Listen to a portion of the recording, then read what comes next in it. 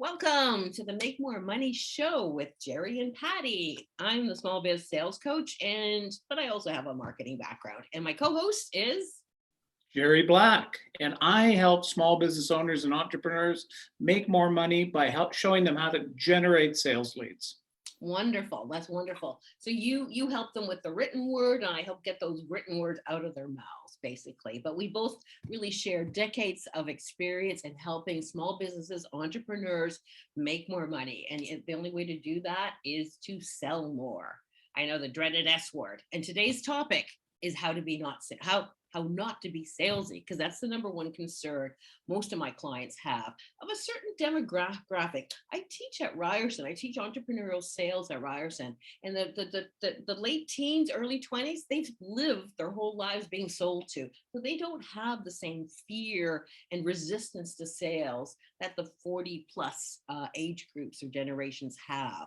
It's a very different topic, but just to let you know, the format of the show is each week each show one of us will be in charge, because we're so strong-headed willed people.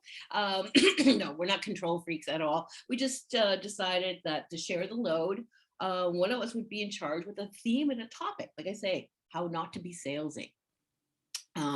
So just as a reminder too, if you missed the introduction, is I was the least likely to succeed in sales. I was forced to learn to sell at IBM as part of my basic system training. And for that, I am eternally grateful, because I've made a good living out of it. I've managed to sell around the world to 25 plus countries in 2 languages. And I couldn't have done that without that sales training. But I only started enjoying sales when I made it my own. And that's really what today's theme is all about: how to make selling less scary, less intimidating, and more natural. Right, Gerry? Isn't that what That's what you want. You're when it comes to selling, you're working with people, and people want to be around people that are relaxed and make them feel comfortable. And so that's really what we're talking about when it comes to selling. Yeah, that's a really good point. Again, don't forget, business is all about relationships, and no matter what with social media, it's still you and me together. It's what you sell one person at a time, and basically we are talking more the business to business environment. The higher ticket, the higher markup, higher earning potential. When I had to dissect what made me successful in sales, given I was not a natural I was not a born salesperson at all, shy, introvert, insecure, you name it. I was mute practically, but I was curious and caring. And when I was 14, as most teenage girls do, you're reading 17 magazine. It says how to talk to boys when you're shy. And they said is smile a lot and ask questions. And guess what? That's also the secret sauce to selling more. It's just to be a nice person, because it's not rocket science to be curious and caring. And that's where you'll hear later. It's one of my the key way to win more clients: ask better questions. And that's why I sneak in my little elephant. I knew he was coming. He's my therapy animal. He's right, my Care Bear. But it's a really good reason, because elephants have big ears for very active listening and a small mouth to say as little as possible.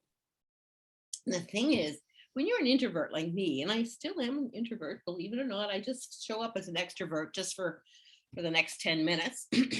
But I really am curious about people. I really actively listen to what they're saying. And then I ask another question probably, and then another question. And then finally, when they figured out, okay, she's really interested, she really cares about me as a potential client, then I'll say, you got this problem, I got the solution. Guess what? Did you want some of that? Really, I've never been a slick, smooth salesperson. It's like, hey, I think you've got this problem. I know I can solve your pain for you. So did you want to work together? That's my really, horribly aggressive, assertive closing technique in action, right? So I always say is learning how to sell is not a spectator sport. And that is the second thing. The first thing, how not to be salesy. First thing, mindset. It starts up here. if you're of the aforementioned generation of, 35, 40 plus, where you really resent sales, you don't want to be salesy, you don't want to sell at all, as an entrepreneur, I will tell you to go get a job because you will struggle. I mean, plain flat. I've seen this happen so often. People struggle because they're saying, no, no, no.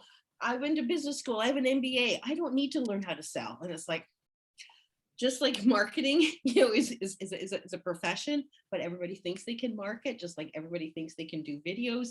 Is this the same thing? Sales is a skill set. So the first thing is the mindset to go, okay, let me open my mind and let's look into this scary world of sales, because I'm not a scary person, right? I come across, I think it's pretty approachable. So my students tell me, they can tell me, ask me anything. So the whole thing is, okay, let's open up our minds. That, we talked about mindset yesterday. So let's open up our minds, because the first thing to realize is that there's a skill set. You actually have to learn that, for example, you need to ask for the order. People, I always say, people don't throw money at you unless you're at your strip club, because they just don't. They need to be asked. I had this wonderful speaker friend who was a life coach, which has got to be one of the most difficult coaches to be, because I'm a business coach. It comes pre-tax money. I'm a business deduction. Okay. A life coach, first of all, I have a life. Why do I need a coach? And it comes after tax money. So it really costs people. So, if I charge, $1,500 for my coaching versus, $500 for a life coach, like it's, comes out of my pocket. It's discretionary income. But Gail didn't know that when she was talking to people in that, what we call the discovery phase of like, let's get to know each other. She didn't realize that at the end, it was like, they were all going, yeah, sounds good, sounds good. And she goes, well, I'll put you on my mailing list. And it's like, okay, because they actually needed to be asked of, hey, Gerry, do you want to work with me? And then shut up. I don't teach tricks because I don't believe in that. But there are techniques and there's skills to learn that, hey, you got to ask for the order. Sure. Yeah, right. I mean, what else have you learned in the area of sales skills, would you say?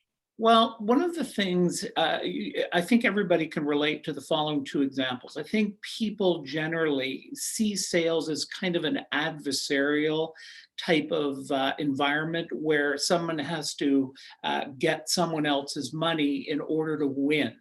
And I think we come by that honestly because as you think back, I mean, think about how we grew up watching TV and being out in the field. There's the stereotypical used car salesman, and it was used car salesman.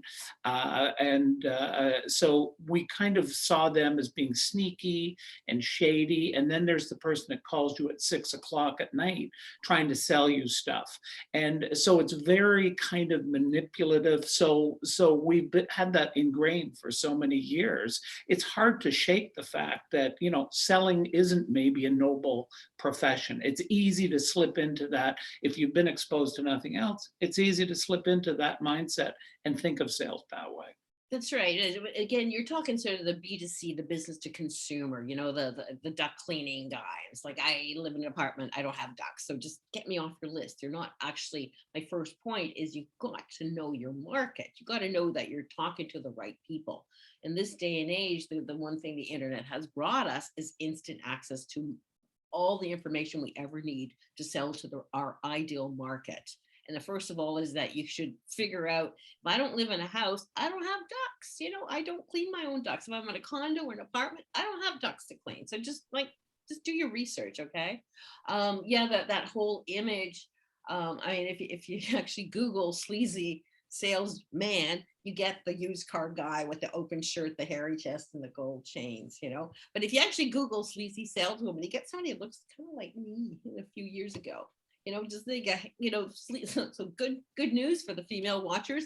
There's sleazy and sales ladies don't go together. So it is I think, and again, I think it emphasizes the fact that most salespeople in the world don't get any training, and that is a crime. In my opinion, I mean, I do teach at Ryerson, but out of the business school, it's only the hospitality, retail, and entrepreneurship majors like are forced to take a sales program, and very few, like in marketing, they take effective persuasion, which is a theory course. Again, learning how to sell is not a spectator sport. Learning the theory of sales is not the same as doing. That's the whole thing. Other thing is this is my textbook in my university class. It's actually called The Sales Bible by Jeffrey Gitomer. He's, again, somebody of our age who's been in sales since forever. It's a very entertaining book. It's very, it's something that even a seasoned professional like me will find refreshers, because the thing with sales and marketing is it's not an exact science. You have to try what works, because we're all different personalities. And how I sell to one person is not the same way I sell to another, because what appeals to a right brain versus a left brain is two, you have to have two different approaches. And what I became really good at as the introvert is figuring out quickly what, am I dealing with the factual kind of engineer, give me the facts, or am I got the amiable kind of, yeah, let's, especially selling to other salespeople, let's chit chat, let's get to know each other. It's much more relaxed. So you got to figure out what style of person you're dealing with. And that's what makes it so challenging. So we're talking about mindset, skill set. There's a sales process, right? It's just, you don't show up at a networking event and throw out, 52 pickup cards and say, hey, I'm Patti, buy me. Like, it doesn't work that way. It's very much like dating in a way. It's like, okay, so a network event is just like, I get to know you. Gerry, it's interesting. Oh, you're marketing copywriter. Some of my clients could use your services, because I'm not bad, but that's not my full-time job. I've done some good marketing material, good salesy emails, but for website copy, I need an expert. So Gerry and I we met on LinkedIn, believe it or not.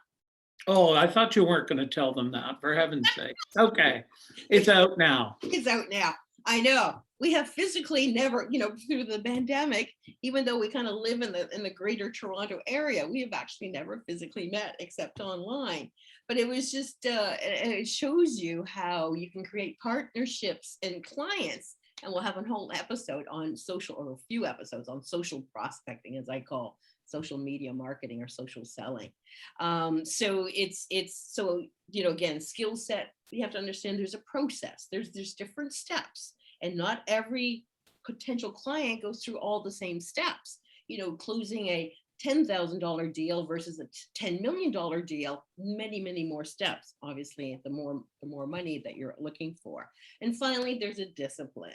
My mantra, you might have heard ABC, always be closing, but that's part of the 80s, and it's so outdated, because nobody wants to be closed. They want to, the buyers are in the driving seats.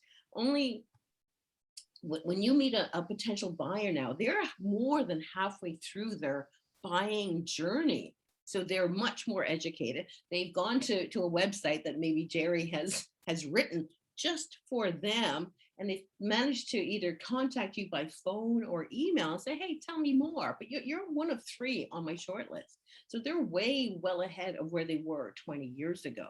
So there's a process and there's a discipline, because 1 in 20 people that you meet today is ready to buy. So that's 5%.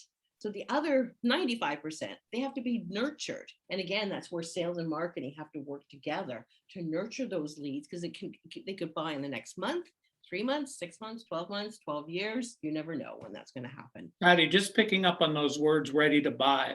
I heard this once as it relates to sales, and I think it really hammers home the importance of developing a relationship. And I'm not too sure who it came from, but it just stands the test of time. People hate to be sold, but they love to buy. Exactly. And that is kind of a truism that if you think about that and you let them buy, you will be way ahead in the game. You want to make it easy for them to buy from you. And that's the whole thing about not putting up barriers and not being too rigid in your sales process. There's a process called SPIN, for situation, problem, impact, needs payoff, the ROI. And when I'm teaching a bunch of engineer types how to sell, they're going, we did the S and the P, but then she jumped straight to the end. It's like, it's okay. It's okay. As long as they're getting to the end, that's great. You got to follow them where they're going. And that's where, like I said, I became a bit of a chameleon, and you become very adaptable. I always say, take some improv training if you don't like to learn how to sell, because improv training makes you, listen very actively and think quickly on your feet. And that's what sales is all about. You can have scripts, the magical scripts. Some other gurus will say this is the magical script to use. As my best friend Helen says, yeah, you've got your script, but they don't know their part. So what are you going to do about that? So again, how not to be salesy? Know your stuff.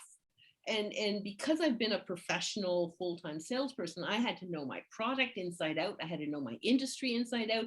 I had to know my get inside the potential client's mindset and their industry and their competition and their pressures, and really get to know the problems that they have, not just the one that I solve, but everything else. Because the pain that I solve might be their number 5 priority, and I have to figure out, how do I make that a bigger priority? So you got to know your results and your outcomes, because people don't buy your fancy titles or even the name of your company, but they buy your results and outcomes. And I go, what's on your brag sheet?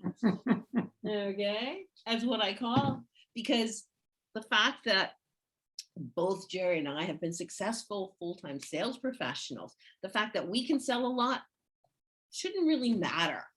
What really matters is when our knowledge transfers over to you, so you sell a lot. And whether we do it, in written words or verbal words, it doesn't really matter. So my brag sheet is full of my clients' successes, what they have accomplished with my help, like making $20,000 more on just one contract. Like, that is, to me, when I heard that, was like the biggest aha or rah in my office here, because that's really all that counts is unlike mutual funds, is our past performance is a good indicator. We can help you, and that's why people are always buying the results. So who else, if you're selling to IT managers and you've managed to give them a 99.99999% up on their network, if you can do that for one major client, you can use that as a testimonial for your future clients. And that's why you need to be tracking your results and outcomes. You got to know what's, if you're selling training, it's like, training is a bunch of course notes and a person spouting off, but you really go, what's the outcomes? How have you helped teams perform better? How have you reduced, employee turnover and raised morale? You really want to talk about some kind of, metrics that you have. And again, one way to approach sales is just as your BBF, your best new business friend, okay? Because when you're talking to a friend, it's just a conversation, right? And that's all sales is about. It's a conversation between two mature adults with a common goal of helping each other. I always knew that sales is being of service to others, right? I'm there to help. Like Gerry said before, people hate to be sold to, because sales is not something you do to somebody. It's like, hey, let's talk about your challenges. Be the curious person. Be caring about what they do, because they don't care about you until you show you care about them and you're there to help them. Whether right now they can use your help or later down the road, and maybe you give them a referral to somebody else. Like if they have a really crappy or no website, then I go, okay, you got to have some kind of website, minimum 5 pages. Go to see my friend Gerry, and he'll get you set up with something that is the start. Again, you got to know your core message. You got to have the different pillars of the marketing messages that who you talking to, and Gerry will help you figure that out.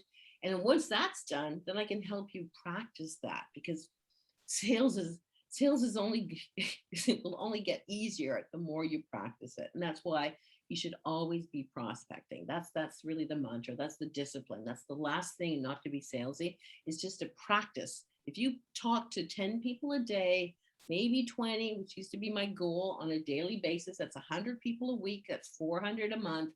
By the end of that first month, you're going to be so much better at asking the right questions and saying the right things in a succinct way, because it's only with practice that you get better. And so finally, the last, when I was, becoming a sales coach, and people say, how do I close more clients? What kind of tricks can I use? And remember, no tricks here. We only teach techniques and proven tactics that work. And the fact is that there shouldn't ever be, you don't want to manipulate people into doing something they don't want. But you got to win more clients, you got to start at the start and ask better questions. Remember the elephants, right? Listen, right? So it's asking better questions, deep probing questions, and really hone your questioning skills. Gerry's lucky. He trained to be a journalist, right? So he's used to asking questions and listening to the answers and asking the next question. That's why it's so important.